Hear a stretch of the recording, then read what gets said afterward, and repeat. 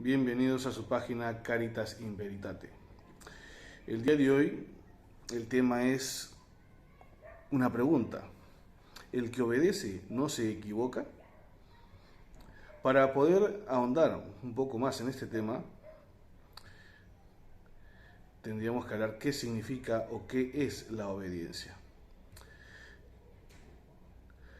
En el Catecismo de la Iglesia Católica, numeral 144, cuando se habla de la palabra obedecer, dice que viene del latín ob audire o ob audire, que dice que en la fe significa someterse libremente a la palabra escuchada por la autoridad y escuchada con verdad, porque la verdad que es Dios está garantizada. Dios es la misma verdad.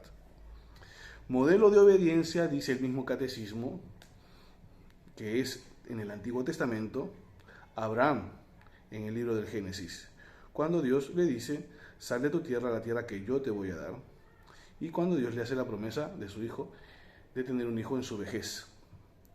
Ya cuando está en el monte Moria, ¿qué es lo que hace Abraham? Obedece a lo que le dice el ángel que viene de parte de Dios y le dice, sacrifica a tu hijo.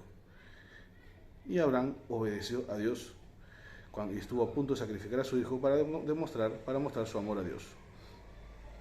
Por otro lado, en el Evangelio de Lucas capítulo 1, versículos del 35 al 38, nos muestra otro ejemplo de obediencia.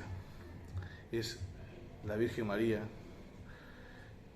Al ser comunicada a la encarnación, ella dice, hágase en mí según tu palabra. Y aquí la esclava del Señor, hágase en mí según tu palabra. Ecce ancilla Domini, fiat min secundum verbum tuum. Y ella obedece. Lógicamente, la expresión de obediencia en sí, en la Sagrada Escritura, la tenemos por Jesucristo, que obedeció al Padre hasta la muerte, con una muerte en cruz, para rescatarnos de la esclavitud del pecado y darnos una nueva vida.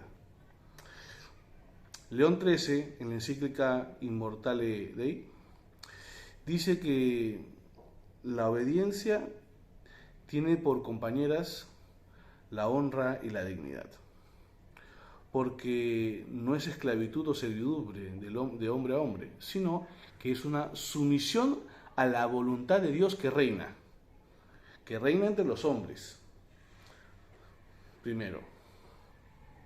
Por otro lado, ya podemos decir brevemente que obediencia es cumplir un mandato o precepto, es hacer lo correcto, es cumplir un precepto considerando que es una virtud especial, consecuencia de la subordinación establecida en el mundo por ley natural y positiva. Por otro lado, Santo Tomás de Aquino dice que por naturaleza los seres superiores promueven a los inferiores a realizar acciones mediante el poder natural que les viene de Dios.